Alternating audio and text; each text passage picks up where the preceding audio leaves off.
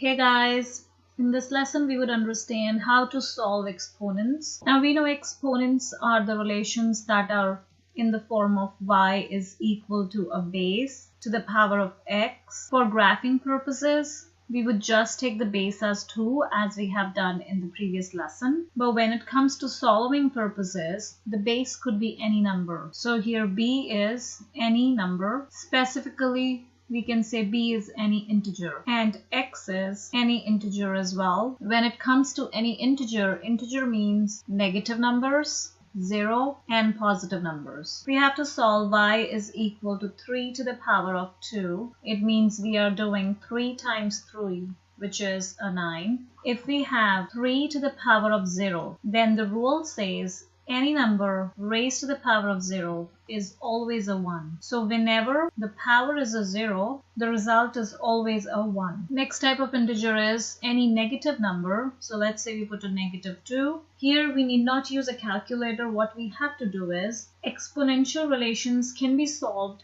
if the powers are positive. So what we are going to do is we will be changing this negative power exponential relation to a positive power exponential relation. And how we do that is we flip the base or we reciprocate the base. So here base is just 3. In fraction form, it's 3 over 1. When we reciprocate it, it becomes 1 over 3. And when the base reciprocates, the power becomes positive. Therefore, this relation can be written as y is equal to 1 over 3 to the power of 2. So y equal to 1 over 3 to the power of 2 is same as y equal to 3 to the power of -2.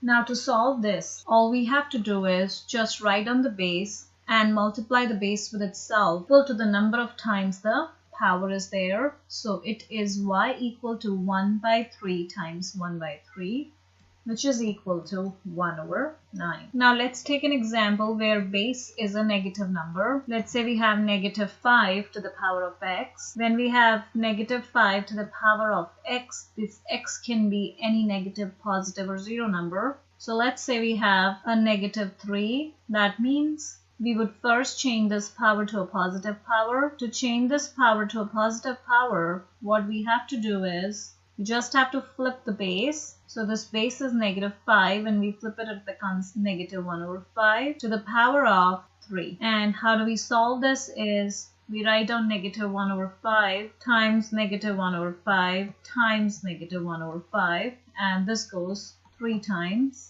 Because the power is 3, so that means we are multiplying the base by itself 3 times. -1 times -1 times -1 is a -1. 5 times 5 times 5 is a 125. So this is the final answer. In case we have to solve for -5 to the power of 0, we know any number raised to the power of 0 is 1. So the final answer is always a 1 when the power is 0. So these were the examples when the bases were negative and positive. What if the base is a fraction? Let's see how to solve it. The base is a fraction. Therefore, we can write on b as any number here. So it could be integer, it could be fraction. Now, if we have to solve for y equal to -2 over 3 to the power of 4, how do we solve this is we write down -2 over 3 multiplied by itself 4 times because the power is 4. This would give us -2 times -2 times -2 times -2, and that is a 16 over 3 times 3 times 3 times 3, which is an 81. So the answer is 16 over 81. However, if we have y equal to -2 over 3 to the power of a -4, then the first step is to change this negative power to a positive power. And in order to do so, we would have to reciprocate the base. So the base becomes -3 over 2, and the power would then change to a positive power. So now when we have to solve this, we would write down -3 over 2 multiplied by itself 4 times.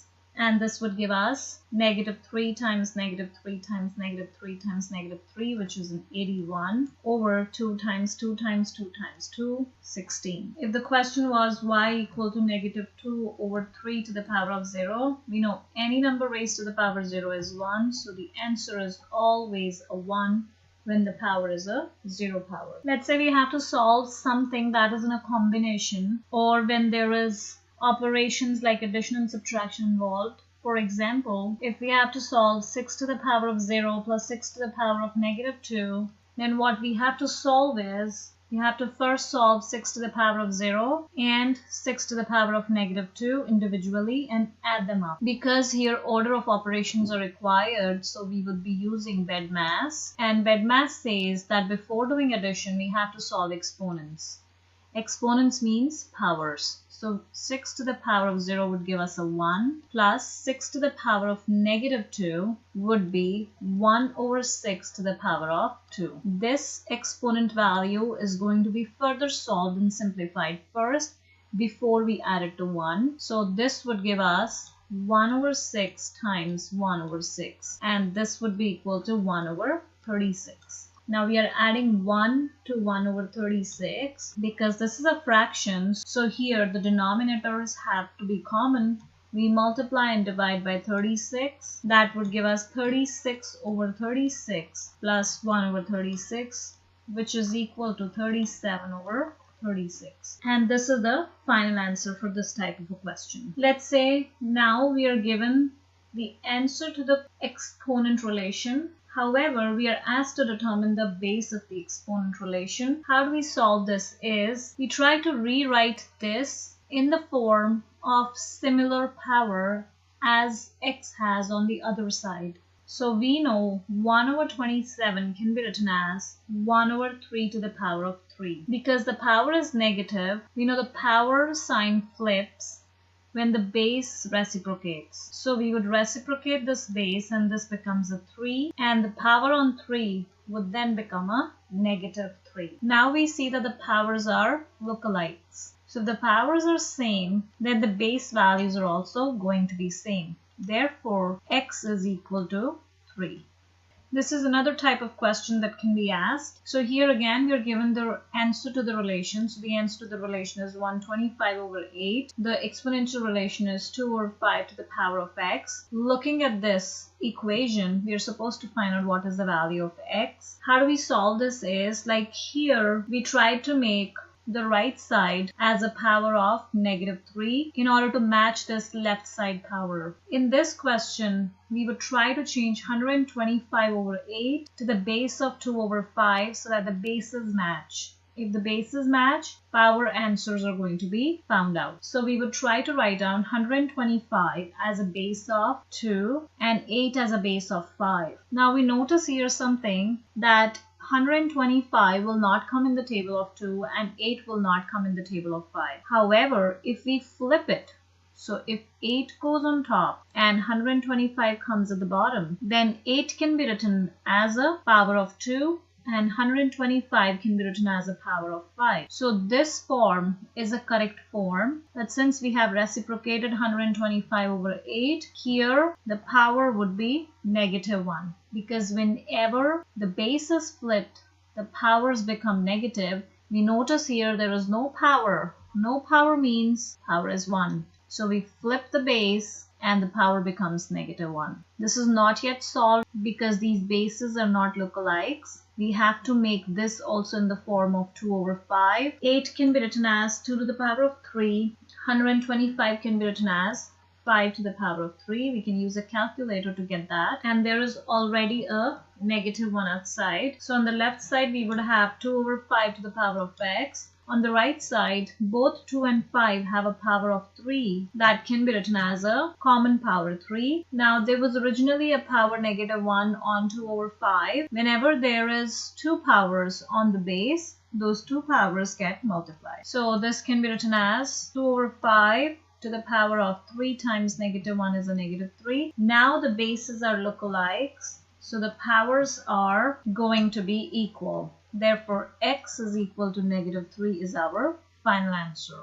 Let's take up a word problem. If we have uranium-238 given to us as a radioactive element found in rocks and many types of soils, uranium-238 decays to half. We know this half can be written as 2 to the power of negative 1 because 1 over 2, no power means power is 1. So when we flip 1 over 2 or reciprocate 1 over 2 base to 2, the power becomes negative 1 from 1. So uranium-238 decays to half of its whatever is the original amount after every 4.5 billion years. So if originally we have 100 grams, then after 4.5 billion years, 100 grams will become 50 grams. Therefore, it will reduce into half. Now we have to solve for part A because they want us to determine the remaining mass of 0.5 kilograms of uranium-238 after 9 billion years. So how do we do this type of question is, we would first find out how many 4.5 billion years would come in 9 billion years. Since there are two 4.5 billion years in 9 billion years, we can write down 2 times 4.5 billion years is equal to 9 billion years. We also know that the original amount of uranium-238, whatever is given to us, in the question they have given us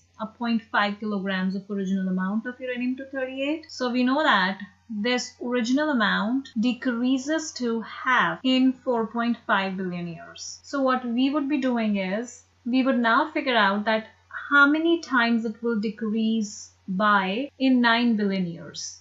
It decreases by a factor of 1/2 in 4.5 billion years because 9 billion years is 2 times 4.5 billion years. So the original amount would decrease by a factor of 1/2 to the power of 2 in 9 billion years. If we want to find out how many kilograms will be left after 9 billion years, so all we have to do is just multiply this 1/2 to the power of 2 factor with the original amount, that was 0.5 kilograms, to get the final answer, and this would give us 1/4 times 0.5, which is equal to 0.125 kilograms. And that is the amount of uranium-238 that we would be able to have after 9 billion years from 0.5 kilograms of the original amount of uranium-238.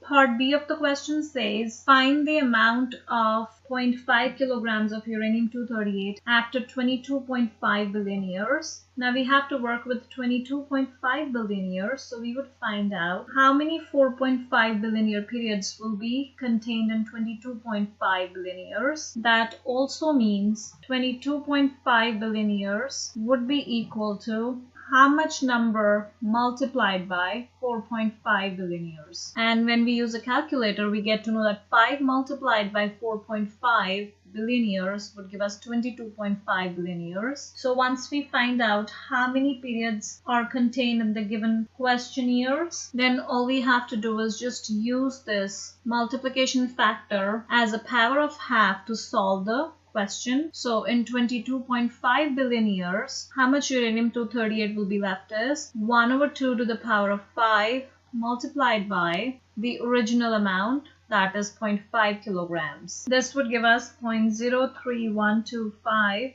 multiplied by 0.5, and that is equal to 0.015625 kilograms. These types of problems are called radioactive decay problems. So to summarize, how do we solve these type of problems? Let's write them down in general steps. Step 1 is find the number of half-life periods present in the number of years given in the question. Second step is find the value of 1/2 to the power of number of half-life periods obtained in step 1. Step number 3 is multiply the answer obtained in step 2 with the original amount of substance known, and this would give us the final answer. So in the above example, we found out the number of half-life periods first. For example, part A contained 2 half-life periods because 9 billion years contain 2 4.5 billion years. That's what is called number of half-life periods. In second part, 22.5 billion years contain 5 of 4.5 billion years. So here the number of half-life periods is 5. Once we get the number of half-life periods, here we got a 2, here we got a 5. Then we find out the value of 1/2 to the power of number of half-life periods. So 1/2 to the power of 2 here gives us a 1/4, and here 1/2 to the power of 5 gives us a 0.03125. Then we multiply it with the original amount of radioactive substance given. In this question, we were given initially 0.5 kilograms of uranium-238. So we multiply this result with 0.5 kilograms of uranium-238 to get the final answer. And here we multiply 0.03125 with, again, the original amount of uranium-238 substance. So we got the final answer as 0.01562 5 kilograms. And this is how we solve radioactive decay problems.